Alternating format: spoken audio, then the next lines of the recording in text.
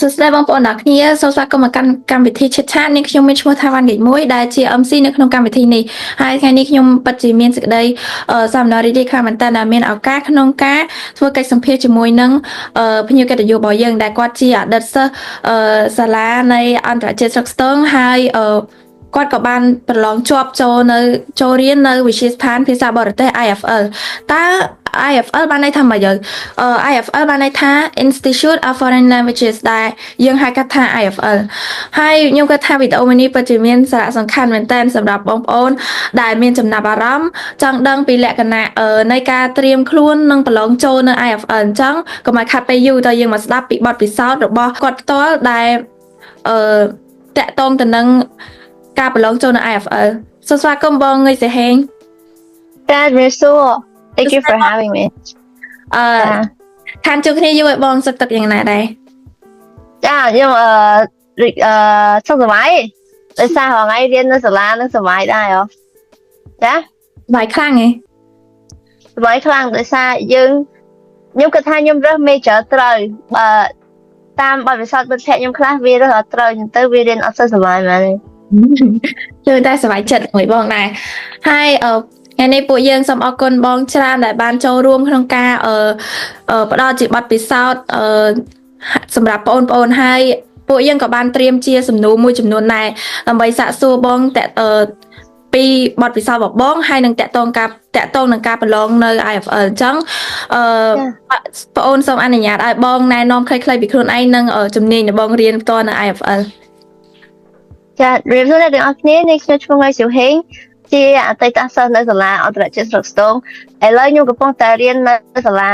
វិទ្យាស្ថានភាសាបរទេសឬក៏ហៅកាត់ IFL ចុះសាលានេះគេមានរៀនច្រើនភាសាក៏ប៉ុន្តែខ្ញុំរៀននៅ Department អង់គ្លេសរងថ្ងៃនេះខ្ញុំទៅតែឆ្នាំទី1ឯងអញ្ចឹងអត់ទាន់រើសថាជំនាញអីតដល់ឆ្នាំទី4បានគេឲ្យរើសថាយើងអាចរៀនជាគ្រូឬក៏ជាអ្នកបកប្រែឬក៏រៀនអង់គ្លេសសម្រាប់ business អញ្ចឹងទៅចាចុះគោលបំណងរបស់បងតើបងចង់រើសជំនាញមួយណាដែរសម្រាប់ខ្ញុំឥឡូវខ្ញុំអត់ទាន់ប្រកាសទេខ្ញុំគិតថាខ្ញុំចូលចិត្តខាងបរិញ្ញាខ្ញុំបានមើលទៅលើសិស្សច្បងមួយចំនួនដែលគាត់រើសខាងហ្នឹង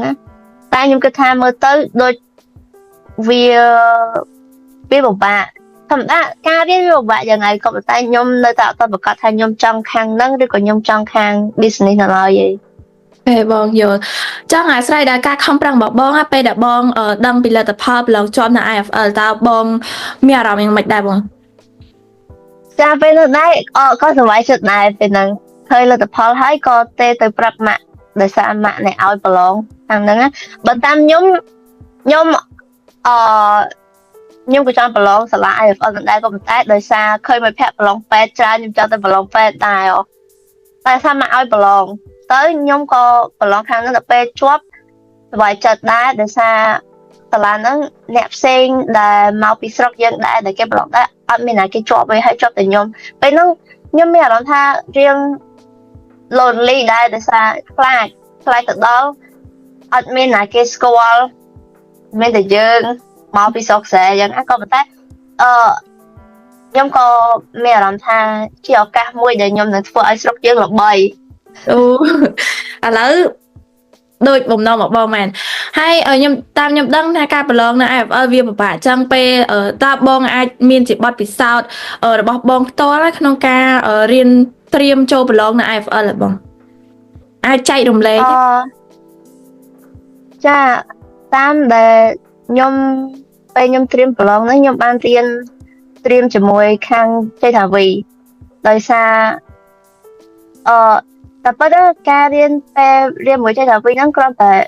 ចូលទៅដល់យើងធ្វើលំហាត់ហើយយើងវឹកហាត់ខាងលបឿនទេបើសិនជាយើងអត់ចេះស្រាប់អាឡៃហ្នឹងក៏យើងតាមអត់ទាន់គេដែរអញ្ចឹងខ្ញុំ recommend បើសិនជាបងប្អូនដែលចង់ចូលរៀន IFL បងប្អូនត្រូវសួរខ្លួនឯងថាខ្លួនឯងចូលចិត្តអង់គ្លេសអត់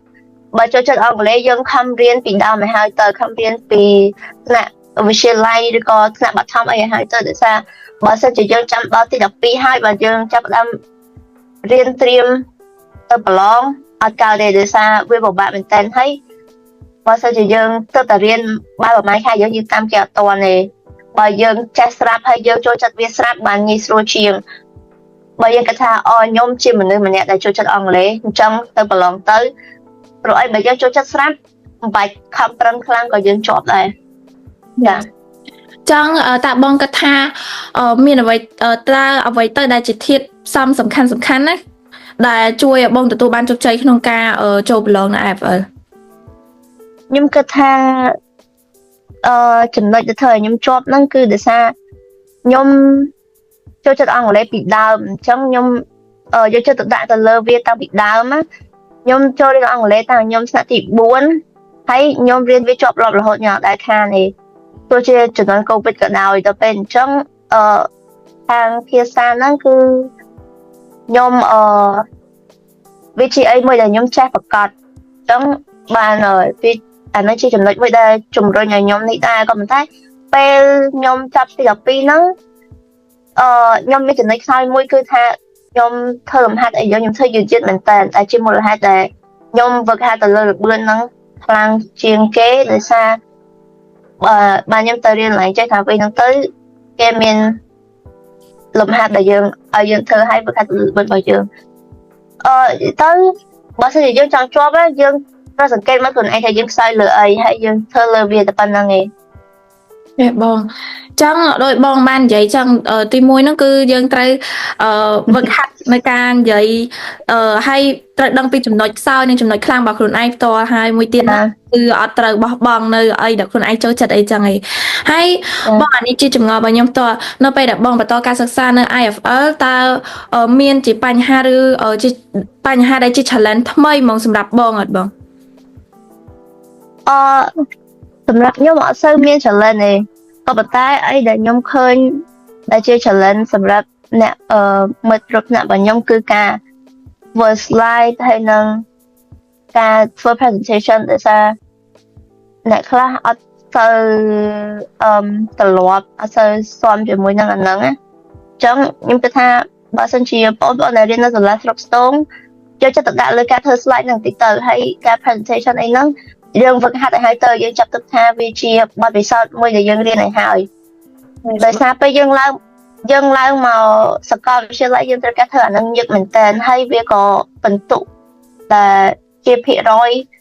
ធំមួយសម្រាប់បន្ទុកសរុបរបស់យើងណាចូលយើងត្រូវយកចិត្តទុកដាក់លើវាហើយយកចិត្តទុកដាក់លើការនិយាយផងដោយសារខ្ញុំសង្កេតឃើញថានៅ IFL ហ្នឹងមានអ្នក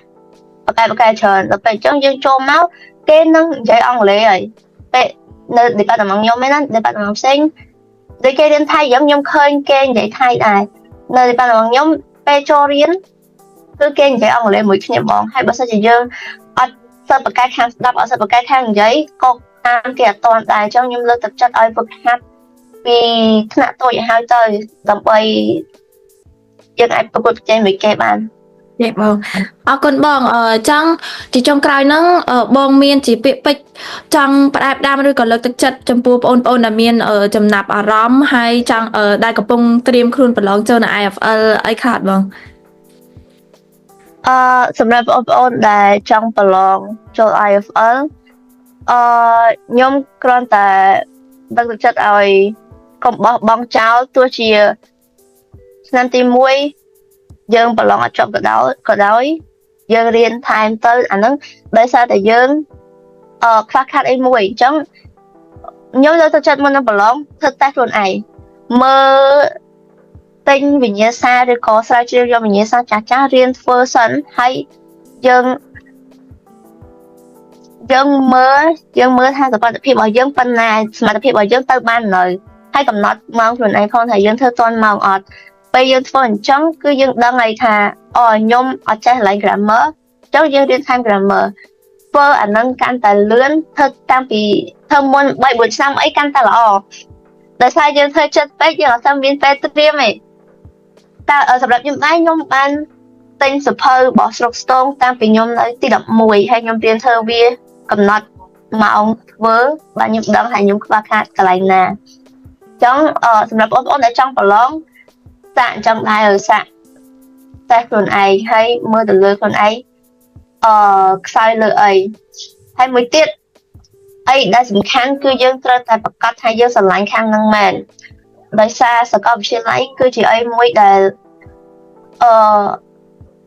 ដែលយើងអត់ដែលស្គាល់ពីមុនមកវាជាអីដែលថ្មីអ្នកខ្លះអត់ដឹងទេថាខ្លួនឯងចូលចិត្តអីហើយបកកែលើអីអញ្ចឹងណាអញ្ចឹងគ្រាន់តែ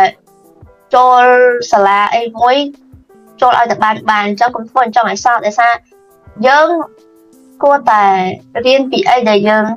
passionate ទៅលើវាហើយស្រឡាញ់វាមែនតើបើយើងអាចឲ្យកម្លាំងនិងឲ្យពេលវេលារបស់យើង 100% ទៅលើវាបានអញ្ចឹងសង្កេតមើលខាងហ្នឹងថាទឹកខ្លួនឯងស្រឡាញ់ទៅលើមុខវិជ្ជានឹងអត់បើស្រឡាញ់មែនកុំបោះបង់ទៅលើវាតែប៉ុណ្្នឹងឯងអរគុណបងឥឡូវឈានមកដល់ការបញ្ចប់ហើយខ្ញុំសូមអរគុណបងងុយសាហេងដែលចូលរួមការចែករំលែកបទពិសោធន៍ដ៏មានអត្ថន័យនេះហើយពួកយើងសូមជូនពរដល់បងឲ្យកាន់តែទទួលបានភាពជោគជ័យបន្ថែមទៀតទាំងការសិក្សានិងអនាគតរបស់បងអញ្ចឹងអរគុណបងច្រើនសម្រាប់ការចែករំលែកនេះអរគុណហើយជាចុងក្រោយសូមអរគុណទស្សនិកជនទាំងឡាយដែលកំពុងទស្សនាវីដេអូនេះដែលបានចំណាយពេលវេលាដ៏មានតម្លៃហើយក៏សូមក៏សង្ឃឹមថាបងប្អូនជ្រាបនិងយល់ដឹងពីលក្ខណៈនៃការត្រៀមខ្លួនហើយក៏ដូចជាការប្រឡងនៅ IFL អរគុណបាយបាយ